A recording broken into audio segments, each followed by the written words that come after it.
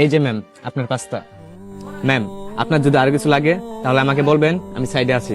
ঠিক আছে ভাইয়া, যদি আর কিছু লাগে আমি আপনাকে জানাবো। আচ্ছা ঠিক আছে ম্যাম। পাস্তাটা দেখে মনে হচ্ছে অনেক মজাদার হবে। সত্যি পাস্তাটা অনেক মজা হয়েছে। এই সময় আবার ফোন দিল কে? মা এই সময় ফোন দিছে।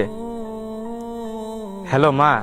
রুমান বাবা, আমার ইমার্জেন্সি ভাবে 10,000 টাকা লাগবে। কেন মা?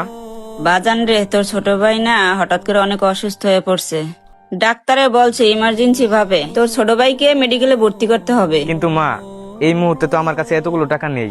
কি বলিস রুমান, আমি ফোন দিলাম তোর কাছে টাকার জন্য, আর তুই বলতেছিস টাকা নেই। মা আমি বললাম তো আমার কাছে এতগুলো টাকা নাই, আর তাছাড়া বৃষ্টির জন্য তেমন বেশি কিনা হইতাছে না। সেটা না হয় বুঝলাম বাবা, টাকাটা যে খুবই দরকার। রুমান বাবা, তুই যেমনি হয় 10,000 টাকা ম্যানেজ করে পাঠিয়ে দে। আচ্ছা ঠিক আছে মা, আমি দেখতাছি।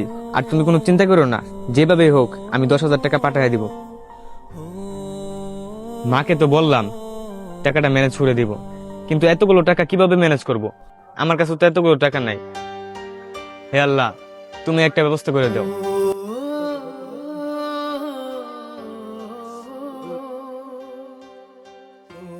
ভাইয়াটা তার মার সাথে যেভাবে কথা বললো, শুনে মনে হলো অনেক সমস্যায় আছে। এই ভাইয়া, এদিকে আসেন। আচ্ছা ঠিক আছে আপু, আসতেছি। জি ম্যাম বলেন। ভাইয়া, আমার বিলটা যেন কত হয়েছে? ম্যাম আপনার বিলটা 150 টাকা হয়েছে। আচ্ছা ঠিক আছে ভাইয়া, আপনি একটু দাঁড়ান, আমি আপনাকে টাকাটা দিচ্ছি। ভাইয়া, আমার ব্যাগে তো কোনো টাকা নাই, আমি মনে হয় মনের ভুলে বাসায় টাকাগুলো রেখে আসছি। কি বলতেছেন ম্যাম, আপনি টাকা নিয়ে আসেন নাই? হ্যাঁ ভাইয়া, আমি টাকা আনতে ভুলে গেছি। তবে আমার কাছে একটা বিদেশি টাকার নোট আছে, আপনি চাইলে সেটা রাখতে পারেন। কি বলেন ম্যাম, আমি বিদেশি টাকার নোট দিয়ে কি করব? ভাইয়া, আপনি এটা ভাঙাইলে 500 টাকার মতন পাবেন, তাই বলতেছি টাকাটা আপনি রেখে দেন। না না আপু, আমি এটা রাখতে পারবো না।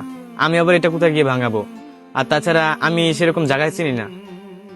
সমস্যা না ভাইয়া, আপনি এটা রেখে দেন। আপনার এখানে কোনো কাস্টমার খেতে আসলে আপনি তাকে দিলে সে রেখে দিবে। ঠিক আছে ম্যাম, আপনি টাকা আনতে ভুলে গেছেন, তার জন্য আমি এই টাকাটা রেখে দিলাম। আর এই টাকাটা আসল তো ম্যাম? আমি এই টাকাটা চালাতে পারবো তো? হ্যাঁ, আপনি এই টাকাটা চালাতে পারবেন, আর এই টাকাটা আসল। ঠিক আছে ম্যাম, আমি তাহলে এটা রাখলাম। যাক, ভাইয়াকে তো কৌশলে টাকাটা দিয়ে দিলাম। এখন আমি তাহলে জীবন আর আশিকের কাছে যাই। আপু তোমাকে এই টাকাটা ধরায় দিল, এই টাকাটা কি কেউ এখন নিবে?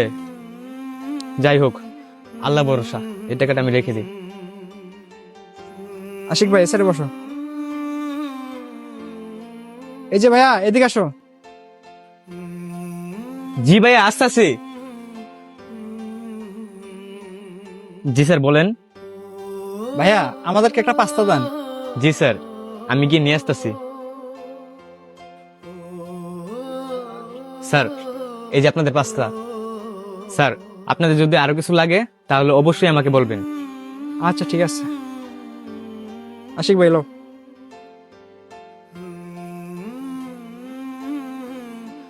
আশিক ভাই, খাবারটা কিন্তু অনেক মজাদার ছিল। এই যে ভাইয়া, এদিকে আসো। জি স্যার বলেন। ভাই, আমাদের বিলটা কত হয়েছে?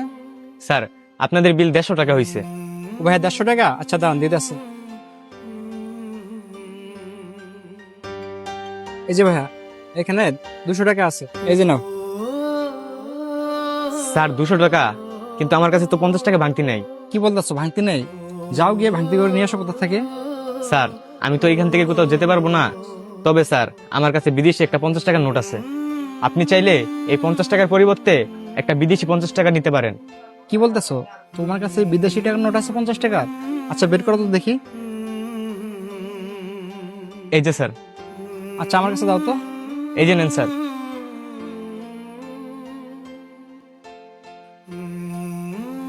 হ্যাঁ ঠিকই তো, এটা বিদেশি টাকার নোট। আর তাছাড়া আশিক ভাই, এটার মূল্য তো অনেক। বাংলাদেশের টাকায় এটা কনভার্ট করলে প্রায় 30,000 টাকার মতো হবে। তাহলে একটা কাজ করি, ওই কিছু টাকা দিয়ে এই নোটটা আমরা নিয়ে নিই।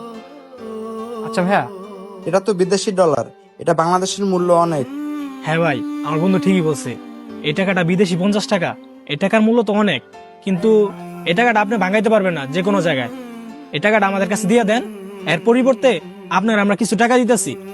কি বলতেছেন স্যার? আমি তো কিছুই বুঝতে পারতাছি না। আচ্ছা, এই টাকার মূল্য কত হতে পারে? এই টাকাটা যদি তুমি ভাঙাইতে চাও তাহলে বাংলাদেশি টাকায় 30,000 টাকার মতো পাইবা। স্যার, আমি কি ব্যাংকে গিয়ে এই টাকাটা ভাঙাতে পারবো না? আরে ভাইয়া, তোমরা এত জায়গা চিনবা না, আর এটা কোন জায়গায় ভাঙায় এটাও তো তুমি জানো না। তার চেয়ে ভালো এই টাকাটা আমাদের কাছে দিয়ে দাও, এর পরিবর্তে তোমার আমরা কিছু টাকা দিতেছি। ঠিক আছে স্যার, আমি তো মূর্খ টুর্খ মানুষ, লেখাপড়া তেমন করি নাই, আপনারা যা ভালো বুঝেন। আর তাছাড়া কোথায় কি ভাঙ্গায় আমি ওই তেমন জানি না। ঠিকই বলছো। এই যে লও, এখানে 20,000 টাকা আছে, এই টাকাটা তুমি রেখে দাও। কি বলেন স্যার? এই টাকার মূল্য 20,000 টাকা? না ভাইয়া, এই টাকার মূল্য 20,000 টাকা না, এই টাকাটার মূল্য 30,000 টাকা। আসলে আমরা যে একটু গাড়ি ভাড়া দিয়ে যাতায়াত করব, আমাদের সময় নষ্ট হবে, তার জন্য আমরা তোমাকে 20,000 টাকা দিয়ে নিলাম। ও আচ্ছা স্যার, বুঝতে পারলাম। আচ্ছা ঠিক আছে, তুমি তাহলে থাকো, আমরা চলে যাই। আশিক ভাই চলো। যাই হোক, আল্লাহ যা করে ভালোর জন্যই করে। একটা প্যারাশানির ভিতরে আসলাম, প্যারাশানি থেকে মুক্ত হইছি। যাই, এখন বিকাশের দোকানে গিয়া টাকাটি আম্মুর কাছে পাঠায় দিই। আচ্ছা নুসরাত, তুই আমাকে একটা কথা বলতো, আমার মাথায় না সেই কথাটা একদমই ঢুকতেছে না। তুই ওই লোকটাকে ইচ্ছা করে টাকাটা দিয়ে আসলি, আবার সেই টাকাটা আবার আমাদের দুজনকে পাঠালি কেনার জন্য। আসলে ঘটনাটা কি আমাকে একটু খুলে বলবি? নুসরাত, জীবন ঠিকই বলছে, আমিও বুঝলাম না। তুই ওই লোকটাকে টাকা দিয়ে আসলি আর বললি আমাদেরকে যাইয়া ওই টাকাটাই আবার কিনে আনতে। বিষয়টা কি আমাদেরকে খুলে বলবি? ঠিক আছে, তোদের দুইজনকে আমি বিষয়টা খুলে বলতেছি, শোন তাহলে। বাজান রে, তোর ছোট ভাই না হঠাৎ করে অনেক অসুস্থ হয়ে পড়ছে। ডাক্তারে বলছে ইমার্জেন্সি ভাবে তোর ছোট ভাইকে মেডিকেলে ভর্তি করতে হবে। কিন্তু মা, এই মুহূর্তে তো আমার কাছে এতগুলো টাকা নেই। কি বলিস রুমান, আমি ফোন দিলাম তোর কাছে টাকার জন্য, আর তুই বলতেছিস টাকা নেই। এবার বুঝতে পারলি ঘটনাটা কি ছিল? হ্যাঁ, বুঝতে পারলাম।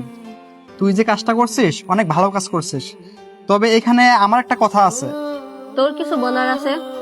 আচ্ছা ঠিক আছে, বল। নুসরাত, আমরা যদি কখনো তোর কাছ থেকে কোনো কিছু খাইতে চাই, তখন তো ঠিকই বলিস যে আমার কাছে টাকা নেই, কিন্তু ওই ছেলেটাকে তুই এতগুলো টাকা দিয়ে আমাদেরকে দিয়ে হেল্প করালি। হ্যাঁ, জীবন তো ঠিকই কইছে, তুই তো আমাদেরকে কোনোদিন খাওয়াস না। আচ্ছা ঠিক আছে, চল আজকে তোদের দুইজনকে আমি ট্রিট দিব।